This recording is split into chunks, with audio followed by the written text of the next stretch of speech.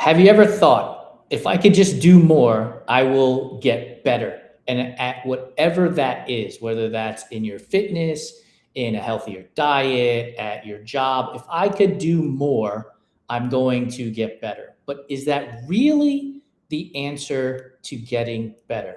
You'll find out on today's episode of Fireside Chat, as I will be talking to a online fitness coach, Nic Hipp, who has on her Instagram bio, ditch the all or nothing mindset. And that is exactly why I reached out to her to have her on the show, because as many of you know, I am not a fan of the David Goggins stay hard at all cost mindset.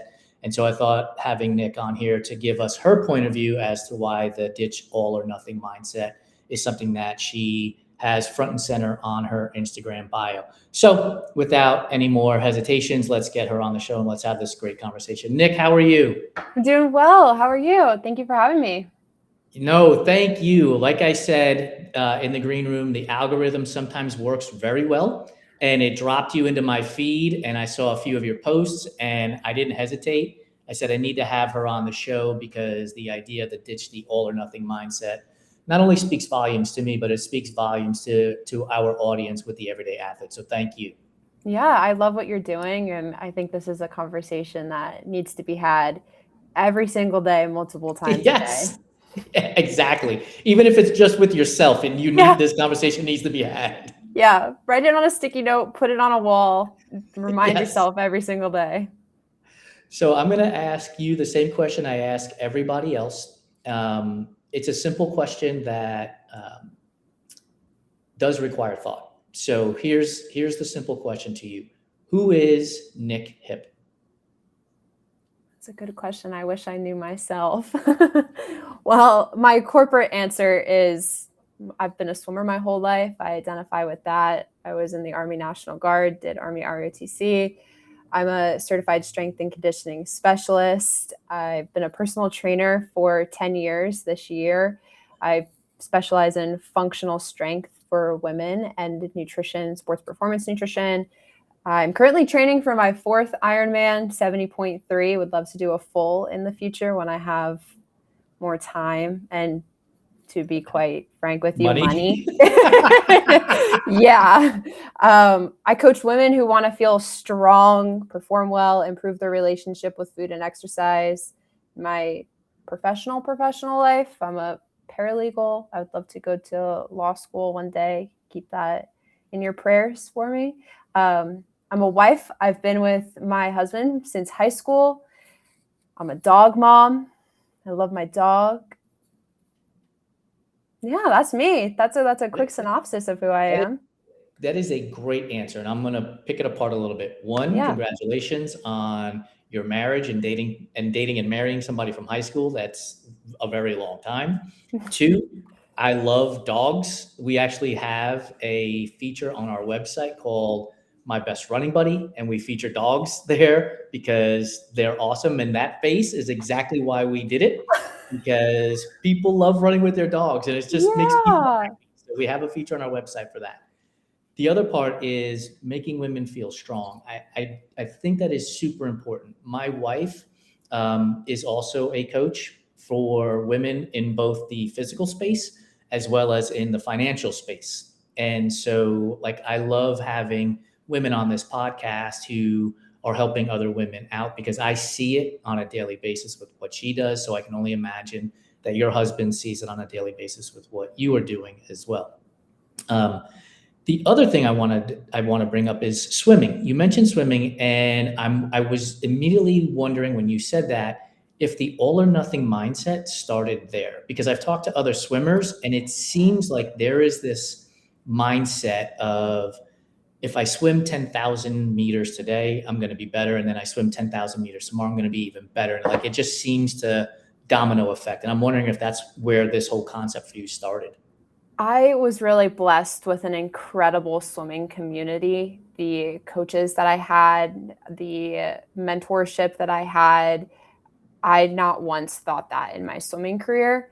My running journey, though, I think really brought light to what you're talking about. And I only started running because I wanted to do ROTC. That's the only, I mean, I'm sure you've talked to a lot of swimmers who have said you're either really good at running or you're really bad at running. There's no in Yes.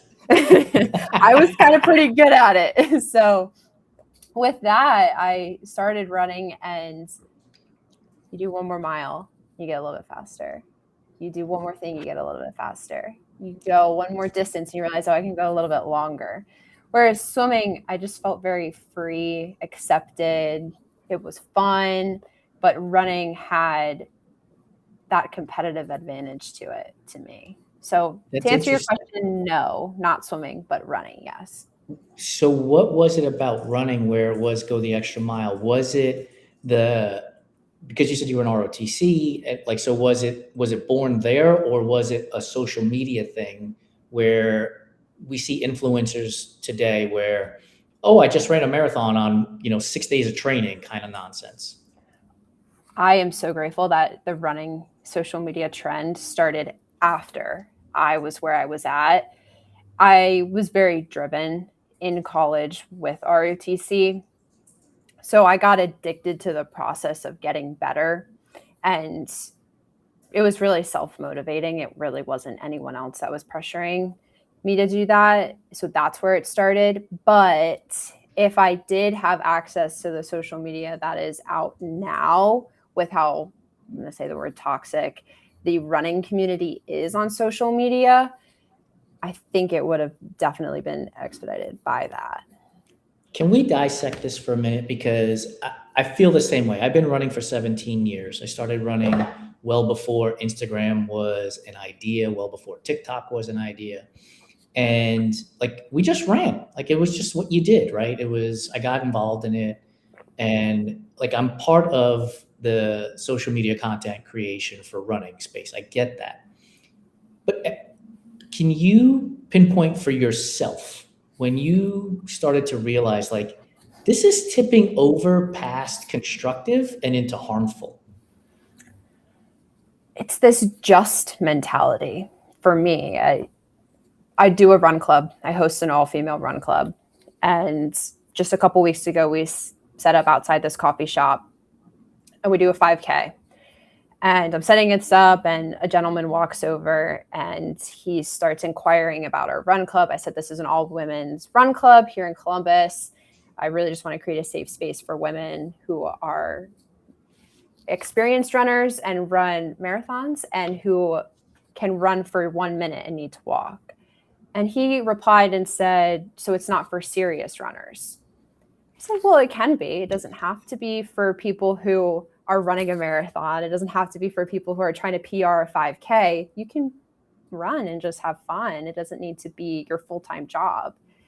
And he said, well, you're just running a 5K. I started to get a little annoyed. I'm getting annoyed for you as well. Yeah. And I said, that is a really far distance. And as a run coach, if you were to ask me about a 5K, I would say it's one of the hardest races to train for. And I said, it's not just a 5K. It is a 5K.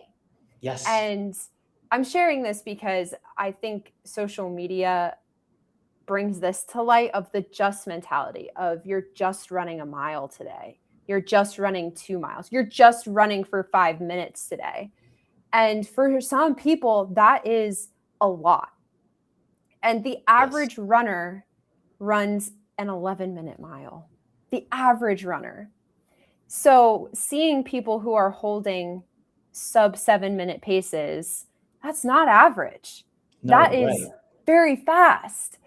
And social media makes it so that you feel less than if you're not doing above average all the time.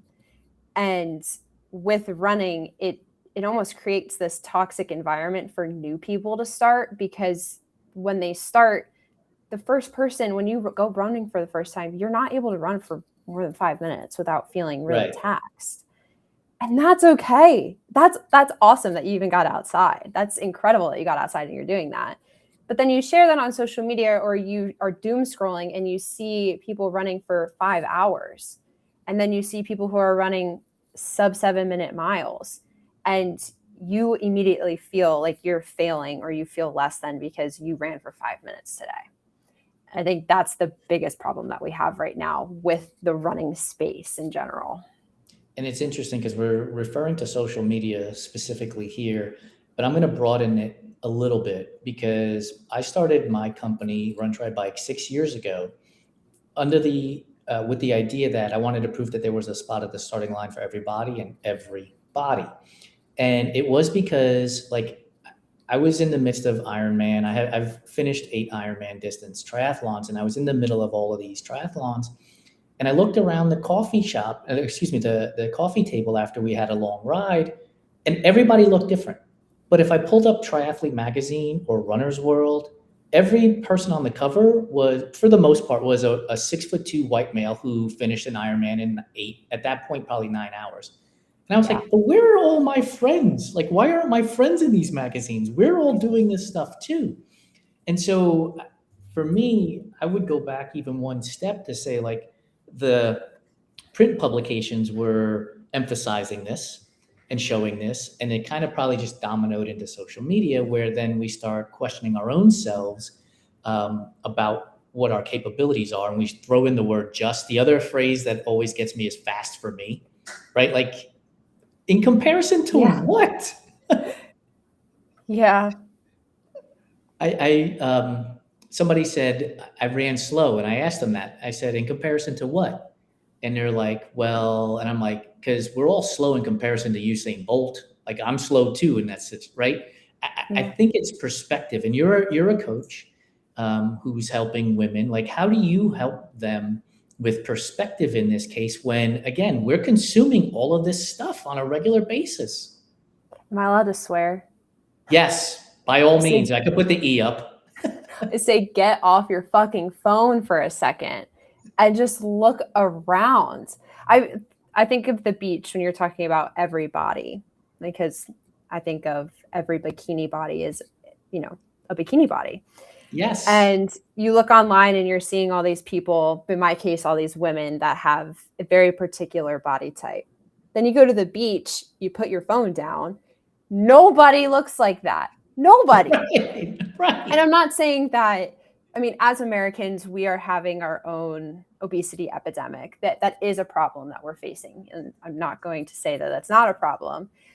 But the average person does not have a ripped 6-pack and super skinny legs and super skinny arms. That's not what the average person looks like. The average person has cellulite, wrinkles, rolls. Their body moves when they sit down. It's not picture perfect all the time, looking so put together like a Barbie doll. So when my women come to me, my clients come to me and they say, I want to look a certain way, or I've had people show me Pinterest boards of what they want to look like before. I tell them to put their fucking phone down and go touch grass and go outside for a second, because that's not what the average person looks like. And you don't need to look like the average person. But this idea and this picture that we have in our head of what we have to look like, and as an athlete, how we have to look to perform a certain way, is so jaded by what magazines and social media is feeding us on a regular basis. And you coach women, but for the men who are listening to this, we are not immune from this stuff. And I've talked about my disordered eating on our platform, where I was the belief, right, that lighter is faster. And I want to tell a quick story here. It was perpetuated by the sport of triathlon for me. You're a triathlete, and if you have a power meter, you know the measurement of watts per kilogram. Well, I was training my ass off, and my power output was going up incrementally, right? Because there's only but so much you're going to gain once you hit a certain level, and then you plateau, and then you gain a certain level. But watts per kilogram is a math formula, right? You either increase the top number or you decrease the bottom number. Well, it was easier to decrease the bottom number, and I did that by not eating, like literally not eating, so that my watts per kilogram could go up and I could flaunt this idea that I'm producing a better watts per kilogram, which was not the reality. And it wasn't until years later when I was talking to my wife, and she boldly said, I think you have a disordered eating problem. And I was taken aback. Like, I'm a man. What do you mean I have a disordered eating problem, right? Like, because in society, again, for men, it's like, no, that's not a problem. It's okay. But I'm here to tell you, like, after I recognized that, I was like, holy shit, that's exactly what it is. And so, like, on a regular basis, I have to look at food and remind myself, like, you can eat that donut, dude. Like, there's zero wrong with eating that donut. You can eat that slice of pizza. There's zero wrong with that. And I think that that concept is perpetuated for men that no, this is not disordered. This is normal. This is what you're supposed to be doing. You're supposed to look like Adonis. I'm like, how many of us actually do? Yeah. And I think I have a couple of clients who are also coaches and have work with women. And I think all coaches need coaches, whatever area of life it is. Agreed. And they are often the ones that have the most disordered relationship with food. And I always ask them, in the past, when you've struggled with your relationship with food, if you had a client come to you and explain exactly what you're explaining to me, what would you tell them? 9 times out of 10, they would say, you need to go see a registered dietitian. You need to go see a therapist. You need to go see both at the same time. And I would say to them, well, why aren't you doing the same thing? It's the same situation. So for your situation that you were describing, I would ask you, if a triathlon friend explained that thought pattern to you, what would you say to them? You would probably say, hey, man, we should probably talk about this. This is a little bit deeper than what is on the surface. And I want to go back to what you talked about before about lighter and faster. Yeah. Because in my experience, it worked. I lost a little bit of weight. I started working out a little bit more, and I did get faster. I got a lot faster, like a lot faster. I hit times I never thought I'd be able to hit. I was doing things I never thought I'd be able to do until my body hit a point and it was like, all my check engine lights are on. You are done. You're done. And I got rhabdo. I went into organ failure, and my body was like, good job. You did it, but here's payback now. Yep. And there's a really incredible book called The Body Keeps Score. And I wish I knew who it's by, but I'm drawing a blank on who it's by. And it talks about how the body literally keeps score on the traumas that you or other people give to your body. And with someone who has struggled with a disordered relationship with food and exercise, or both, your body recognizes those patterns and it makes the comeback even harder. So yes, maybe your wattage and your power got a little bit better for a short amount of time while you were doing that. But I guarantee you probably hit a point where your body was like, no more, we're done. Yep. And then you plateau. Yep. So I think it's a very, very slippery slope, and it's very hard to uncoach people who have done that before, because it did work for a short amount of time. So then people think, well, I've done it before, I want to do it again. But your body has kept score on that, and it's not going to allow you to do it again. Yeah, the irony is that my last finish line at the Ironman distance, I had my fastest bike split ever, but my weight had also plateaued for that season, right? The body was like, look, whatever you're putting into us, we're going to hang on to, because I don't know if you're going to continue to feed me. And so it just hung on to that weight. And sure enough, I had my fastest bike split because the the weight plateaued at that point. And so there was strength in the legs, as opposed to having weakness in the legs going into that race. I mean, it's evident today. It's evident today, right? Like, living it, I was like, oh, I must have just trained better. It's like, yeah, but you didn't change much of your training, so how could it have been better in comparison, right? Like, it's a really fine line for a lot of us in defining when we're going over the edge. And we've been kind of talking about the all or nothing mindset without using those words, right? Yeah. And so I want to ask you if there was a moment as you were going through this process, was it getting the rhabdo and going through that process where you were like, okay, I need to press pause, gain perspective, step back, and before I move forward again, that this all or nothing, ditching the all or nothing mindset came to be? Yeah, I had to hit rock bottom. I wish I didn't. Thinking back, there were so many signs, signals, people that created interventions. They reached out and were like, we know what you're doing. You got to stop. And I was like, no. I have this under control.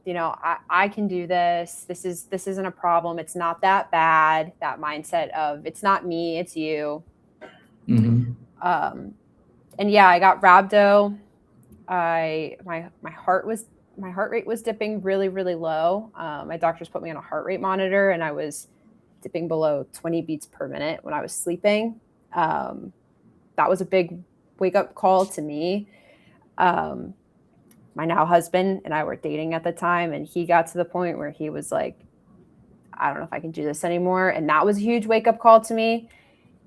So all of those major factors kind of hit me in the head, and I had to go to the hospital. And that was the end all be all for me of you can't keep doing this. The all or nothing mindset has really hit you like a brick. And if you keep doing this, you're going to die, to be blunt. And I wish it didn't come to that. I wish I could have seen it a little bit before death was meeting me in the eyes, but that's what it took.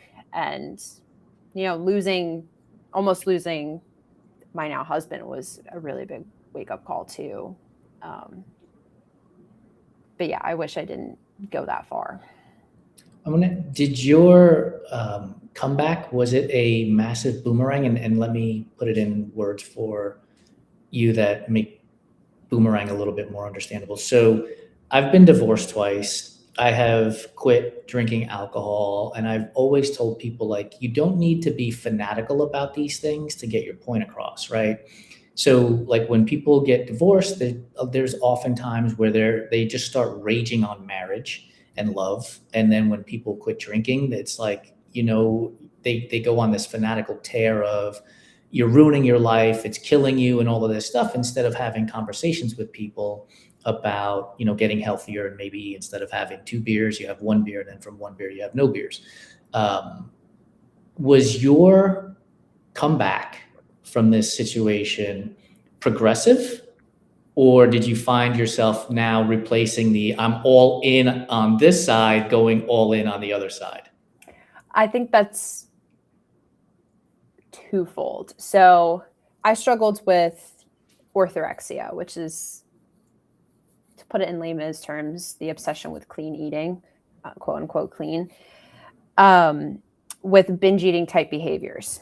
So when I went into treatment, it's a very controlled environment, right? Because you're essentially in a rehab facility. So your food is controlled. You can't exercise. You sit. That's what you do. You sit. But everything is so controlled. So then when you get out, you're thrown into this real world, and you have access to whatever food you want. You can't abstain from it. You have to do it. And there's no rules, essentially. No one is telling you what to do. No one is walking you from room to room with you. No one's holding your hands. And so I struggled on the flip side with a lot of those binge eating type behaviors at the end. So I did switch that all or nothing in the food respect.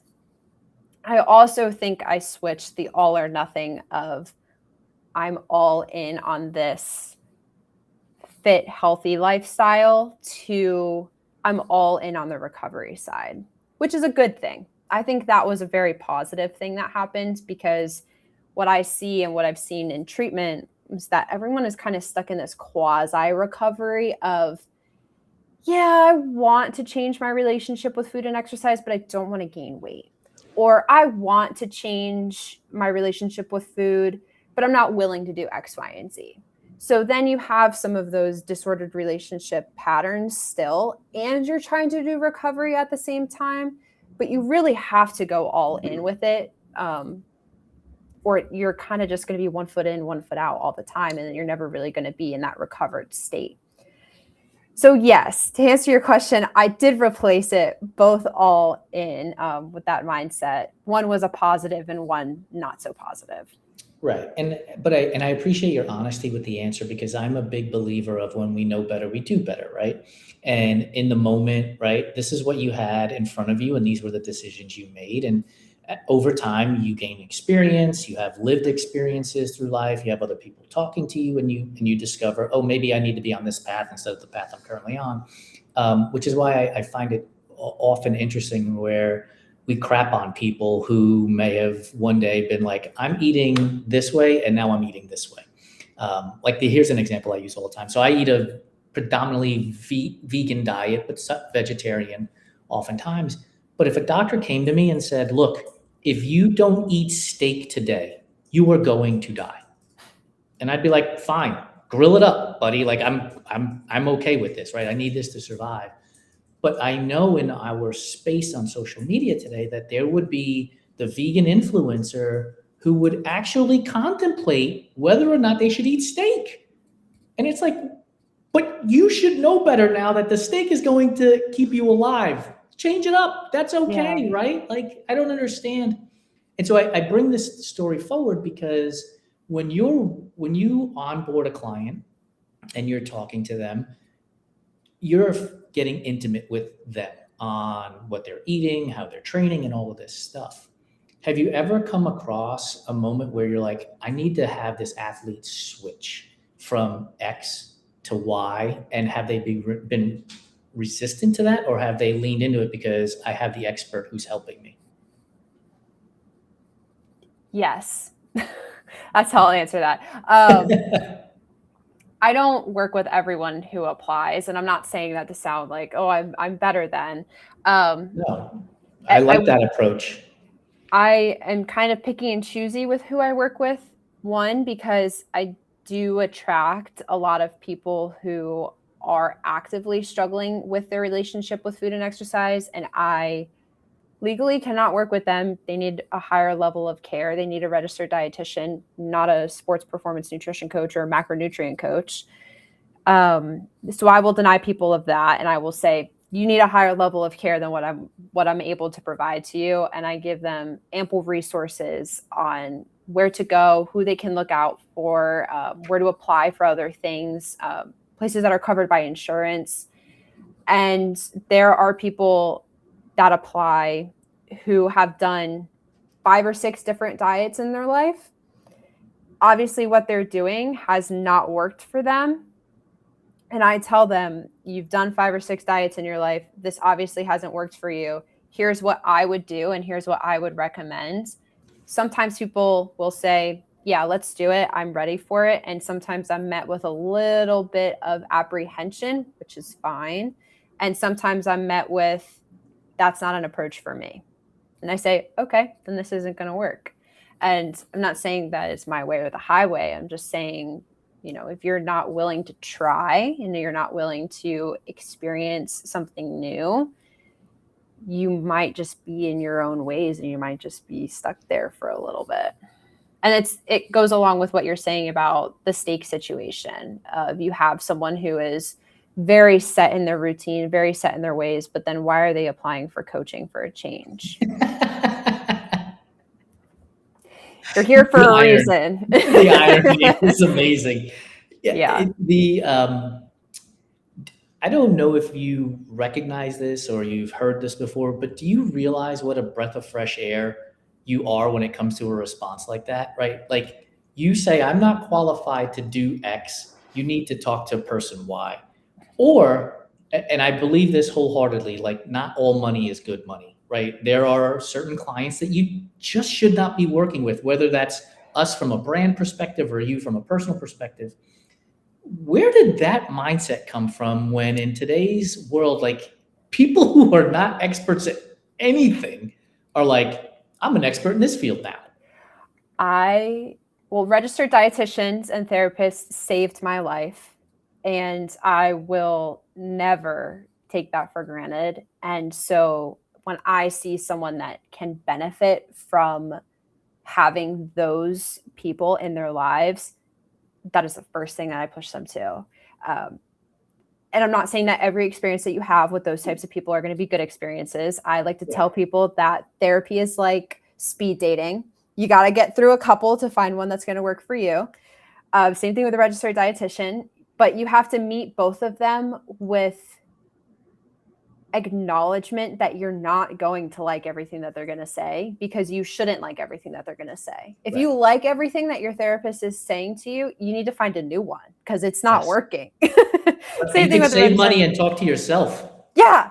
Call your mom or call your dad. You don't need a therapist. But I will say, this is not my full-time job. This is my passion project.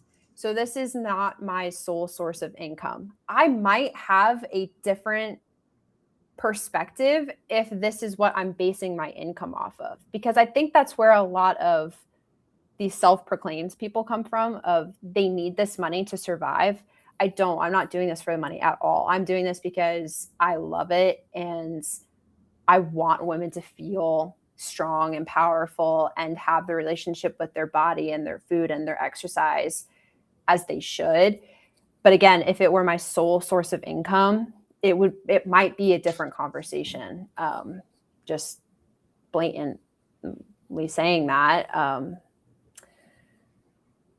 I'm not saying that I'm totally money driven, but I think as humans, if our lives and our livelihood is dependent on it, we might want to try to make things work. So we might see the gray in certain situations. I'm thinking of someone who is struggling with their relationship with food. Could they use a higher level of care? Yeah. Could they benefit from coaching? Yeah. If I were solely driven on income, I might go that gray route and say, let me see if I can help them. Yeah. Whereas here, go get a higher level of care. I don't need that. And like you're saying, not all money is good money. That wouldn't be good money in my eyes. And I also have a very small roster of people. So I want women who are committed and driven, and we're in this relationship together. We're driving the car together. It's not just me pouring into that person and not receiving anything back. It's just a two-way street. So 100%. It does go with my company with brands, right? If brands aren't rowing the boat in the same direction as me, it's going to be an awful relationship, right? Yeah. Like, if I'm doing 99% of the work and you're doing 1% of the work, it's not going to work. Mm-hmm. And I don't mean like they need to do certain things for me. If they're not doing things for themselves where I'm adding to it, it's not going to work, right? And I would imagine that's what it's like for you with some of the athletes you're coaching, right? Like they have to still go out and do the stuff that you're prescribing for them. And if they're not doing it, it's not going to work. And then it becomes more headache than it is worth it in the long run at that point. Yeah. And I saw something on the internet the other day of something along the lines of your coach is thinking more about you than you're thinking about you. And it's so true. I have clients that keep me up at night and I know they're not giving me an inch of thought on a regular basis. But I'm like, why isn't this person responding to me? Why isn't this person doing this? Why isn't this person doing that? And I've learned after coaching so many people that that's not worth my time and energy. The other person who is asking me 15 questions, giving me all these responses, being super detailed oriented, that should be the person keeping me up, because I should be thinking, wow, how much more can I help this person? Can I give them any more information? And they're helping me because they're giving me new pieces of information that I need to research, I need to look into. They're asking questions I haven't been asked before. And that's intriguing and it's fun. And it's helping me help more clients then on the flip. Yeah, I think because you said it a little bit earlier about taking in clients, and I thought like I could probably help this person is how you phrased it. And I thought to myself, we do have, some of us, not all of us, have this I can help this person mindset. And so we dive into it and we're like, oh, I can help out a little bit. And so in the example you gave, right, you have a person who's basically asking you for help, messaging you, calling you, whatever it is. And then the person who's not draws our attention. We're like, I can help this person. Why aren't they calling me? Why aren't they talking to me? I can really help this person. Meanwhile, you have somebody who's raising their hand. They're like, hey, Nic, help me. Yeah. Yeah, and I didn't know that was a universal experience, but I'm growing to learn that that is very universal. It's crazy. And Yeah. it's so funny because we talk to people all the time. And like there are clients or potential clients, let me say, that I'm like, why haven't they responded? Why haven't they responded? Meanwhile, I have a client in hand who is like, hey, let's try this out. And I'm like, I'll Yeah. get to it. Yeah. No, exactly. Exactly. And from a business perspective, your current clients are where you're going to drive the most from. The new one, you're not. Right. So why are we as humans more driven to the one that doesn't want us than the person who wants us on a regular basis? There's got to be a PhD who has studied this somewhere. We need that Yeah. paper. Yeah. I need to read that because I don't understand it. Because we have the Everyday Athlete Clubhouse, and we've got like 150 members in our clubhouse, which is a strong number. I'm Yeah. uber proud of it, right? And about 4 or 5 months ago, I was like, why aren't more people joining? Instead of thinking to myself, look at all the people who have joined. Yeah. Pour into those people, and the others will show up when they show up. Yeah. It's an interesting dynamic. Do you think social media also plays a role into that? Because I have the same conversation with my manager all the time. Lead generation. You see, my algorithm is always showing I had my 100K month with online coaching, or I have 1,000 leads every single month. And I have a super strong coaching. It's not my full-time job, but I'm always striving to do a little bit better. Maybe that's that all or nothing mindset kind of creeping in. And my manager's always like, instead of trying for more, try learning what you already have. So there are so many tools and things in my app that I'm familiar with, but I know I can make stronger. So instead of trying to drive new people, why are we not pouring into what we already have and thinking, how can I make this even better? So it's the same with your group. How can you make that 150 better in trying to strive for 200? Right. And I will tell you this. Yeah, the answer is yes for social media. And like I go to LinkedIn every day, and I go to LinkedIn for about 3 minutes every day. I go there because I want to see the people that I'm connected to, what they're doing, so I can tap the like button and then get the fuck off, because Yeah. that is the most toxic social media platform there is for me. I go Mm-hmm. there. I've built a business that's been profitable for 6 years. And I go there and I'm like, I suck. I can't do anything right. Look at all these people. And I was like, X out, like get Yeah. out, I'm out, right?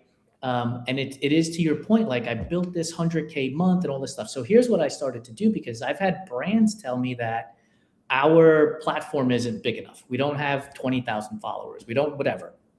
And I would ask them, but what are the 20,000 follower content creators, influencers, platforms that you're working with producing for you? And they couldn't answer the question. And so I was like, well, I'm going to build a community strength score, because our community is our strength. And what I've done is I've built this formula that basically takes metrics and squishes it down into a single number, where I can now compare one post to another for myself. So if I put up a community post and we're talking about X and it does really well, I want to repeat that because our community was engaged with it. So I'm focusing on the 150 as opposed to the 50 to make it to 200 that I haven't been talking to, right? And by building this community strength score, I've noticed a pattern and I've seen things. And so then from there, what I've done is I said, okay, now I can talk to 3 companies a week. I'm going to email 3 companies a week and tell them I have this community strength score and this is how we're building our platform and our community and so on and so forth. And that has been successful. Not going to LinkedIn and being like, oh, let me go buy this $100,000 package from Joe Smith who did nothing about my business, right? Yeah. So I do think like that influence is there in different ways, whether it's nutrition, whether it's, swim, cycle, run more, starting a business, whatever it is, I think it's there more. I will tell you this, and I'd love to get your opinion on it. It's outside of the scope of physical fitness, but like I see people who are like, I read 6 books this month. And I'm like, I need to read more. Why aren't I reading more? Meanwhile, if I read a book in a year, that's a lot. But what I'm consuming is business news and business articles. And that's where I'm getting my reading in. It's not in a book. Like, is there something outside of this space where you're like, I should be doing more because this person is doing X? All of it. And as you're sitting here, I'm like, we could have a whole other podcast on just this, because oh my goodness, LinkedIn, I'm bottom of the barrel. I've done so much, and then I go on LinkedIn and I realize, great, so I've done nothing with my life. Yeah. And I think is it a type A personality? I've read some studies about how, but let me back up. Both my parents are alcoholics. When I was in treatment, I learned a little bit about how nutrition and having a disordered relationship with food is similar to that of having an eating disorder, from the all or nothing mindset and using it as a coping mechanism, relying on it for getting that dopamine hit, the addiction qualities of it. And a lot of the people that I have also talked with that have had eating disorders were very similar, eerily similar. And I've also talked with people who don't necessarily have an eating disorder, but maybe they've struggled with drugs, alcohol, addiction to work, being workaholic. I've been both, by the way. I've been sober for 13 plus years at this point, and like I mentioned, I've gone through the disordered eating, or going through the disordered eating. I don't know that I'll ever come out of it. I'm never going to be cured, shall we say? So, I've done both, and I've been a workaholic where I just pour myself into that. Like it's constantly finding that next quote unquote addiction to heal myself. And I think, well, thank you for sharing, first of all. And I think, I don't know if it's a personality trait or a mindset that it is, but I think it's very comparable to other areas of life, and not feeling good enough or striving for the next thing and not feeling satisfied in the moment have to do a lot of that pulling back. Like, yes, life right now is really hard, but I'm very grateful for the things that I have. Or yes, I wish I could be doing more from a business perspective, but I'm so grateful for the things that I have right now. And it's a very fine line of wanting to strive for a little bit more excellence, but also feeling satisfied where you are right now. And I think it's also, we can talk about it with exercise as well. You want to strive for a better time. You want to strive for a longer distance, but also recognizing that the workouts that you're doing right now are killer. They're awesome. Mm-hmm. You're crushing right now. And yes, you are striving for one more, but taking the time to feel satisfied and grateful and happy for what you are doing right now. And it's always okay to have a higher goal, but it needs to be realistic too, so that you can achieve it and say, okay, that was awesome. Let's celebrate it. Don't skip that part. Let's celebrate getting there, and then reaching for one more. I will ask, go ahead. No, I was going to talk a little bit more about what you were bringing up about anything that you've noticed being in recovery, and if it's comparable to other recoveries that you've gone through.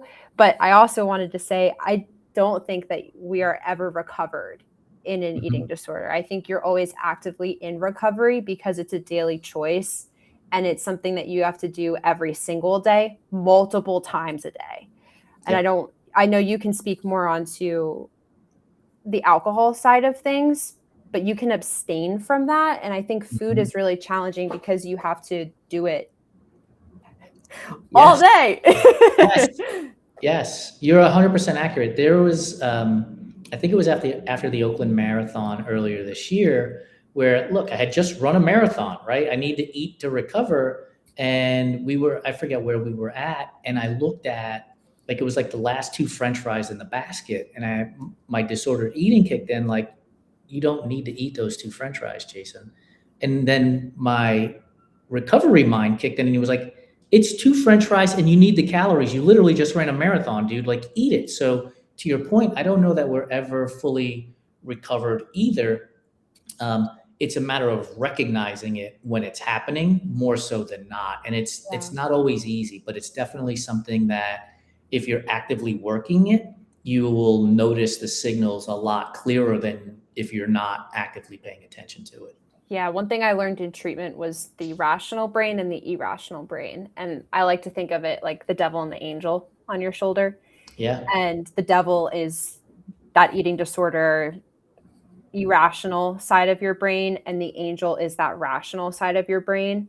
And when you're deep in an eating disorder, disordered eating, that devil's the only thing that's really talking. You don't really have the angel at all. And then when you're in recovery, they're both really loud and they're both yelling at you and they're both screaming at you.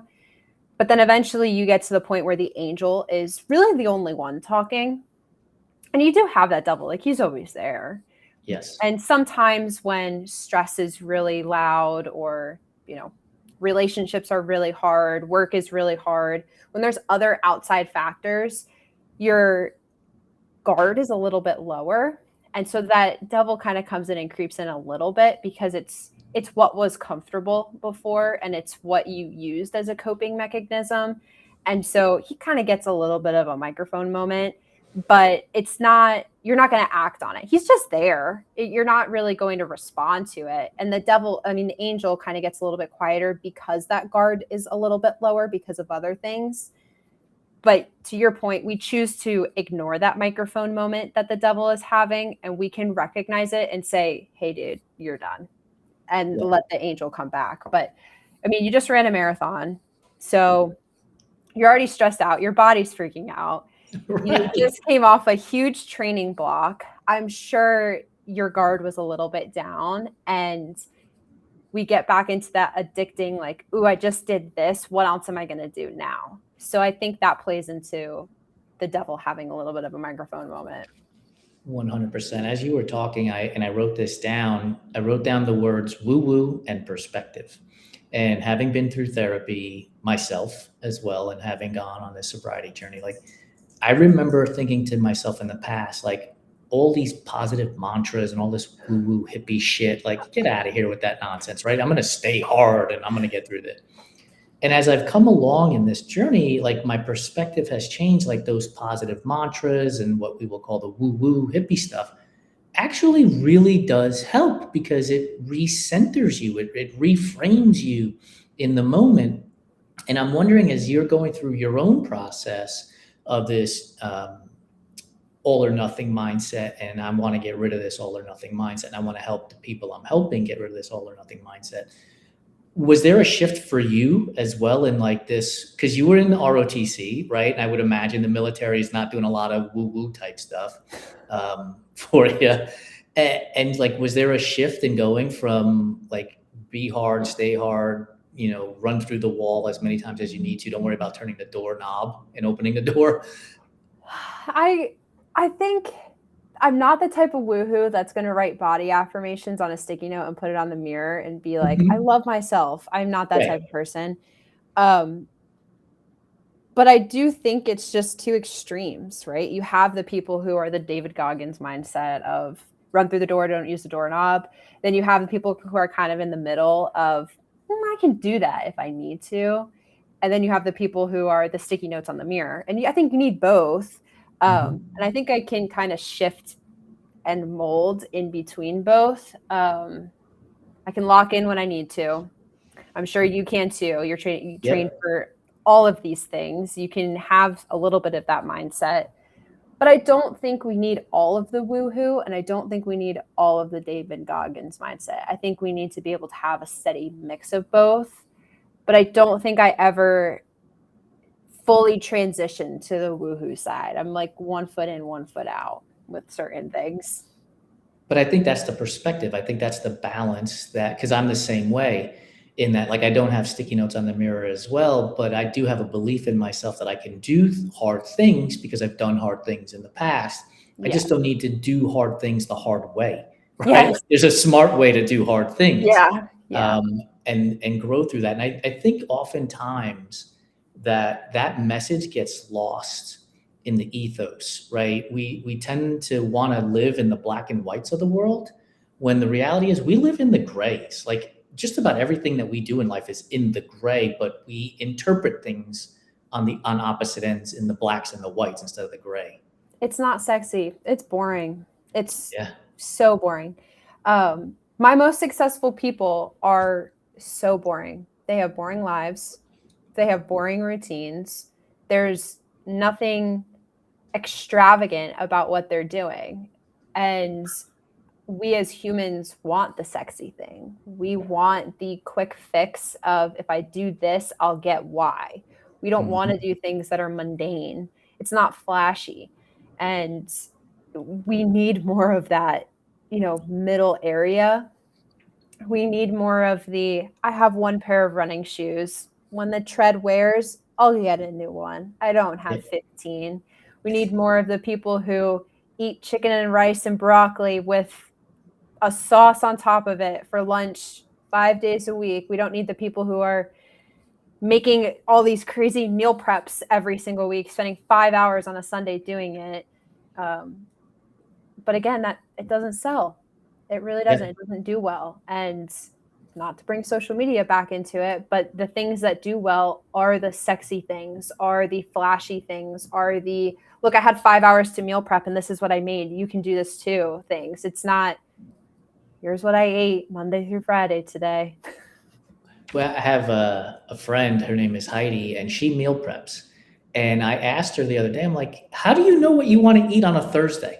I don't like, I don't meal prep myself because one, I like to cook, and not every day do I want to eat the same thing. And it's not, again, look, I'm not making Michelin star dinners, but I was like, well, how do you know what you want to eat on a Thursday? And this, I will share this story too. Like, I have raced with people at ultras, 50 miles, 100 miles, and they will have everything for an aid station drop bag packed to a T. And I'm like, how in the fucking world do you know that at mile 72 of this race, you want to eat a goo energy gel and a scratch bar? Like, how do you would know that? And so like they have like this 10-gallon bag with all of this shit in there because like I don't know, so I'm gonna go scrounging through it. And I have like a little Ziploc bag, and it has like two things in it because I'm just gonna eat off the aid station, and whatever is there because I just don't know. Like I get my mind gets blown at when people are like planned to the T when it comes to like meal prepping and aid station stuff because I don't know how you do it. Yeah, one of my greatest friends, we say that I'm a type A person, type B athlete, and she's a type A person, type A athlete because she's the person that has everything mapped out. And I show up and I'm like, do you know what the course is? Yes, I knew I wanted to have you on the show. Yes. Yeah, she's sitting there with her phone. Everything is calculated. She's like, there's a hill at mile 52 and it's 8% incline. And I'm like, oh, that's crazy. I'll find out when I get there. I just ran a race this past Saturday night, and I had lunch with a friend who ran it previously, and he showed me the elevation map, and it looks like it starts up, then descends, and then goes up, and then descends. And so I'm waiting for this moment to power hike, and it never shows up. It was an 8-mile track meet, right? Like, I'm like, where the fuck is this hill, dude? I would rather not know that and just run, and whatever shows up shows up. Yep. I'm the same way. I do think as a coach, though, I do educate people, make sure you're aware of what you're training for. If it's going to be a Yes, hilly course, let's run some hills. If it's going to be a correct. hilly bike, let's bike some hills. But I think, and maybe this plays along with that all or nothing mindset, getting so obsessive over every detail will just drive you crazy. If you are an everyday athlete, you are not being paid to do this. You don't need to act like you're being paid to do this. You need to go out, have a good time. One of your goals should be to meet one new person. It shouldn't be to PR and have this extreme race and do everything well and have all your aid stations packed to a T and execute everything perfectly. It's going to be messy. Remember your shoes. Remember your nutrition. That is not going to make you shit yourself. And go meet a new friend. And let's have a good time. When I raced Cocodona, a friend of mine who had done Tahoe 200, she's like, "Oh, I'll send you my Google spreadsheet," and it came across and it had like 47 tabs, and I was like, "Delete." I was like, "I can't fucking use this. Like, I have no idea what any of this stuff is." My wife read the pre-race packet, athlete guide thing. And she's like, are you reading this? I'm like, no, they have a video up. So I watched the video on like 2X. Here I am going to go run 250 miles in the Arizona desert. And I watched it on 2X. And the only thing I got out of it, which was from my wife, was they have vegan hot dogs at the top of one of the aid stations. So when you get there, make sure you ask for the vegan hot dogs. And for 3 days, that was the only thing on my mind.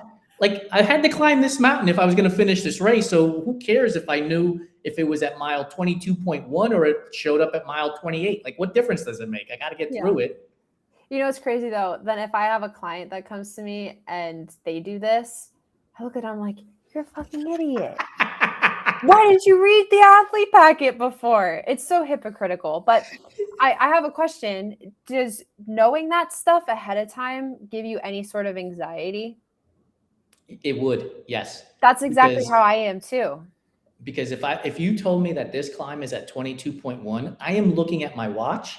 And if that climb is not at 22.1, I'm going to be thrown off. Yep. Right? Like, okay, like I've been eating and drinking to take on this climb at 22.1, and it's at 24.1 or 23.1 or whatever my watch says it's at. Because look, GPS isn't accurate to a T, right? And so, yeah, it would absolutely cause anxiety and stress, and I'd much rather just not have it. Yeah. I'll never forget this past Ironman I did Ironman Augusta, and I also had a client doing it. And friend Rachel, who is the type A racer, she was like, we're going to go on a spin out. We're going to go on a shakeout run. And I was like, if I don't know how to ride my fucking bike the day before the race and I can't run the day before the race, I'm screwed. I'm not doing that. I don't need to. Meanwhile, as we're talking about this, I'm texting my client, make sure you do your shakeout run. Make sure your wheels are on right.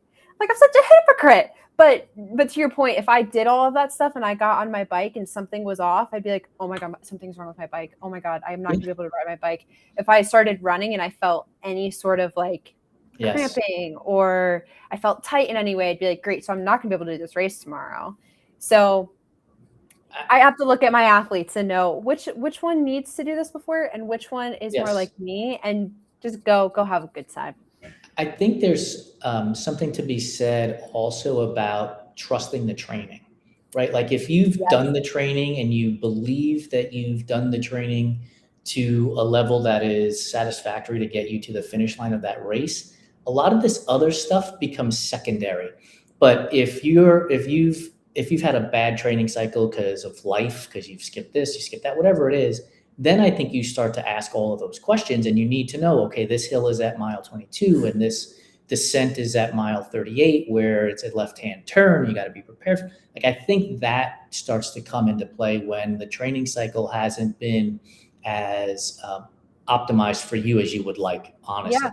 And going in with expectations of, you bought this race and you planned for this race a year ago when life was very different.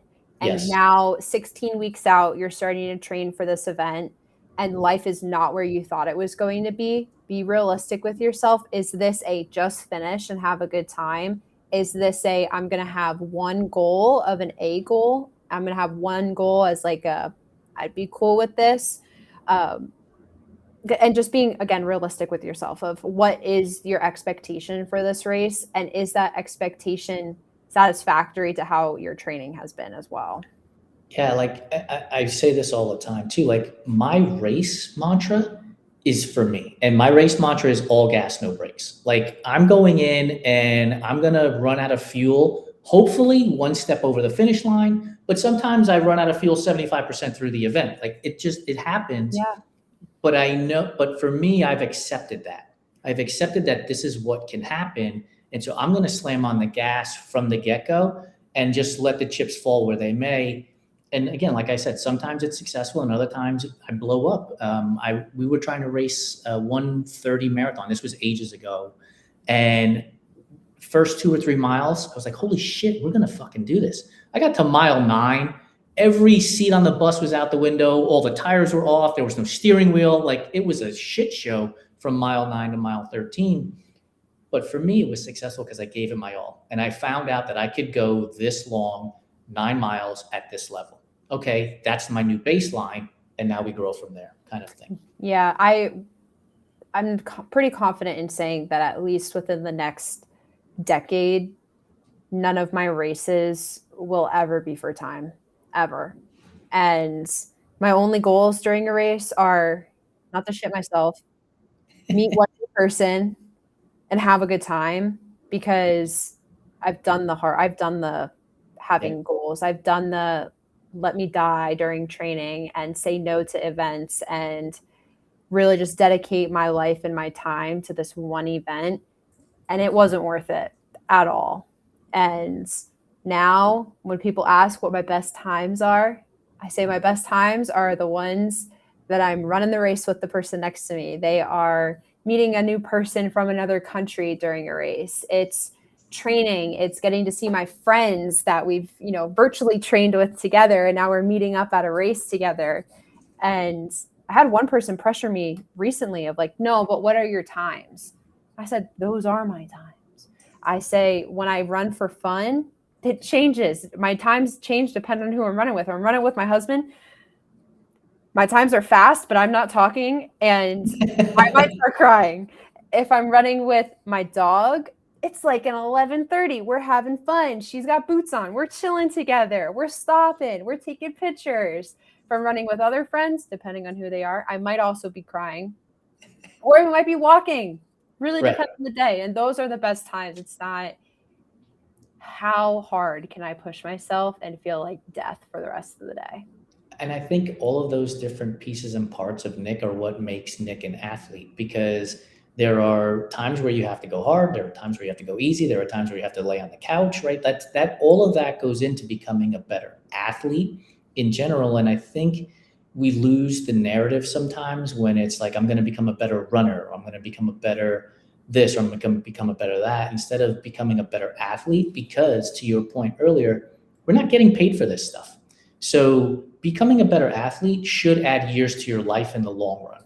And you'll be able to enjoy certain things a little bit longer because you're a better athlete and you didn't just pour everything into becoming purely a better runner, which meant you were skipping rest days, you were not eating properly, you were taking stuff in that made you shit your pants and made it no fun, like all of that stuff. And I think if we can have conversations like you and I have had today and share them with more and more people, they'll start to recognize that I should be having fun with this stuff.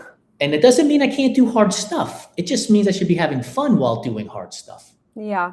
Yep. And that's the missing piece for a lot of it, for a lot of people.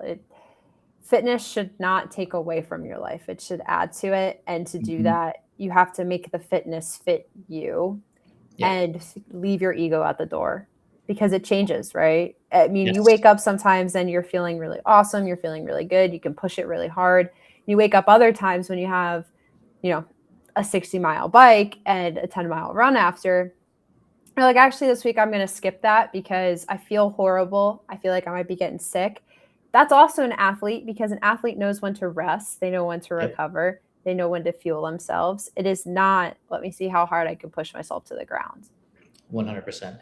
I want to end the show on the serious side there, Nic. So thank you very much for entertaining me with your insights. I think they have really helped all of our audience members and our everyday athletes. But I love ending our fireside chat with food conversation. And you are the perfect person for this. So are you ready for my series? I call them rapid fire food questions, but seriously, take your time in answering them. This doesn't have to be a one answer. I'm excited. Sweet. First question, pineapple on pizza, yay or nay? Yes. Oh, Really? we were having such a good show. Oh, I love sweet and salty together. Put bacon on it then. I don't know what to tell you. That's not sweet. Bacon jam? Maybe? Okay, that's fine. So I always ask the follow-up question.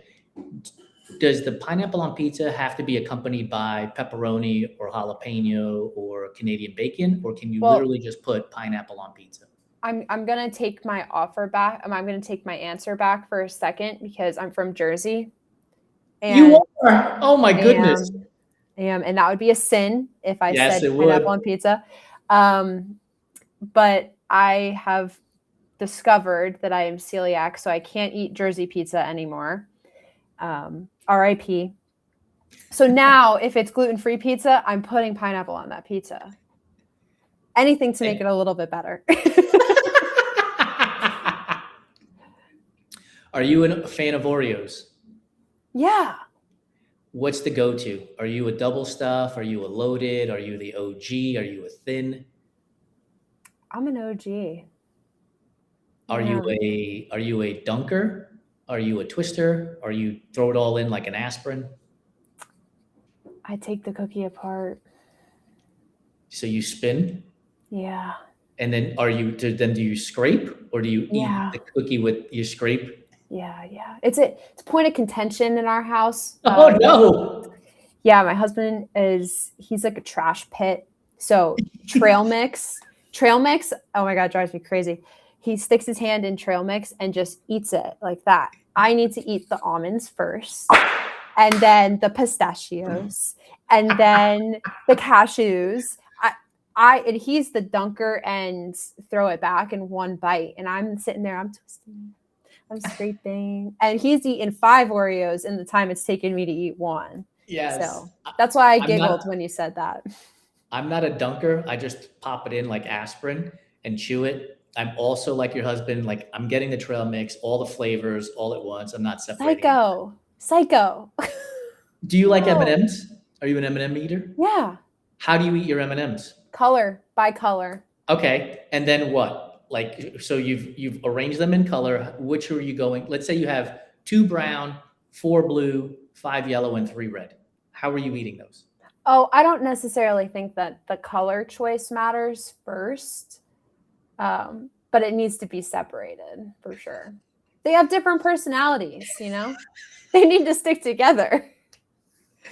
I separate them by color, and then I eat from the least of the colors to the most of the colors. See, that's so interesting because you just stick your hand in trail mix.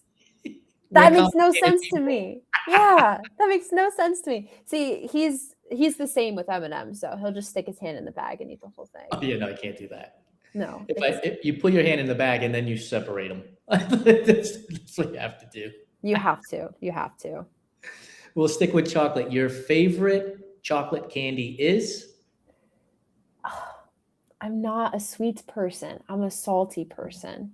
So chocolate, I'm really an 85% dark, and that's really it. I'm good with that. We'll skip the non-chocolate candy if you're not a sweets person. Are you a cake person? I'm celiac. We have very limited options. Very limited. Yeah. So what's the go-to snack for you then? Is it trail mix? I do love trail mix, but watermelon is my favorite snack ever. Any sort of fruit is my favorite snack. I love chips, like chips and guac. Yeah. Love it. Any sort of tortilla chip, kettle cooked Cape Cod chips. That's my kryptonite. That's okay. If you ever find yourself on Santa Monica Boulevard in Hollywood, California, there's a place called Guac Daddy. It has the best avocado or guacamole and chips you will ever have. We used to live like a half a mile away from this place, and every Friday we would go there just for the chips and guac. So if you ever find yourself there, absolute order, absolute must. Yeah, we lived in El Paso, Texas, and best chips and guac I've ever had. I dream about it to this day. Is there a fruit that you're like, nah, that one's not for me? Ooh, good question. I've been to Hawaii a couple times, and they have lots of fruits all over. I'm not a fan of lychees. This is super niche. But lychees and anything that I really got to work for. I don't want to work. Lychee is like a little bit of a booger. Like it has like a little bit of texture. It is. But I've had lychee martinis before. Incredible. Put it in a good cocktail and I like it, but just an actual lychee. And like I said, you really got to work for it. I don't want to. I just want to be able to pick it up and eat it. So when it comes to kiwi, do you eat the fuzzy skin? Yeah. Yeah. Hell yeah. That's where a lot of the nutrients are. You got to eat it. You can't get rid of it. Same with sweet potatoes and any potato. You got to eat the skin. That's where the good Yes, stuff is. 100%. Yeah. What's your take on blackberries? Right now? Sure. Well, have you heard about the bacteria going around? Oh, well, not right now then. Just wash them and I'll eat them. I love blackberries. I love any type of berry. Really, it's just me and the lychee and sometimes papaya. Sometimes papaya's Yeah, hit or that's a miss for work. me. Yeah. Yeah. I am, it's not that I'm anti-blackberry. I just don't find that like the little seed that pops when you bite into it. There's something about it. I'm like, you know what? Just give me the blueberries. I'm happy with those. So you're not a boba person then? No, no, I I'm out on figured. boba. Yeah. I don't want to be eating something that I'm supposed to be drinking. It's a little off-putting to me. You know? Or when chia seed pudding is a little bit too soupy. Yes. I'm good. I'm good. 100%.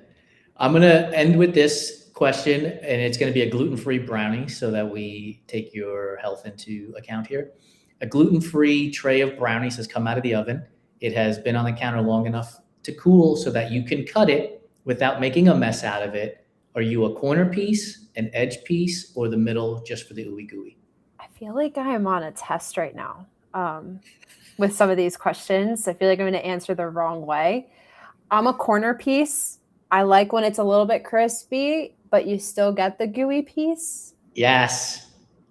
Yeah. I normally follow up with, are you the same way when it comes to lasagna? But I guess there are gluten-free pastas. Like I said, I'm from Jersey, so I've got some family that lasagna is very important to them. Yes. I'm a corner piece kind of gal for that too. Yeah, you gotta have the burnt edge on that thing. Yeah, yeah. 100%. And sometimes the middle, it's a little too hot, you know? And yes. And then it cools off and then the cheese is like tacky. Congealed. Yeah, I don't want that. I don't want that. I'm a New Yorker, by the way, so I get all of these references. I'm in. Yeah. See, you know exactly what I'm talking about. 100%. Nic, thank you so much for joining us. I appreciate your time and your perspective on all the things that are happening in the world of swim, cycle, run, and social media and nutrition. I really appreciate your time. Thank you so much. Thank you. I really enjoyed. As a good podcast host, I should be asking you, where can people find you if they want to connect with you and find how to break this all or nothing mindset as well? Well, thank you I feel like I could talk to you forever. And thank you so much for bringing the awareness up and really talking about the mundane in the middle and being an everyday athlete. I very much appreciate it. And I love what you guys are doing too. And I have to show you a picture of my dog with her boots on when she runs as well. But I'm only really on Instagram at Nic Hipp Fit, NICHIPPFIT. That's where you can find me. But thank you. We will put that in the show notes as well. Thank you. Awesome. Appreciate your time. Thanks, Nic. Thank you. For those of you that stuck around for, wow, this was an hour and almost 15-minute show. I appreciate it. Thank you so much. Do me a favor. Go follow Nic at Nic Hipp Fit. And don't forget to subscribe, rate, review the Everyday Athlete Podcast Network on your favorite podcast platform, as well as on YouTube. And maybe by next week, I'll turn my hostage situation background into something that's a little bit more palatable. We just moved, as most of you know. So anyway, I'll see you guys next week. Have a great one.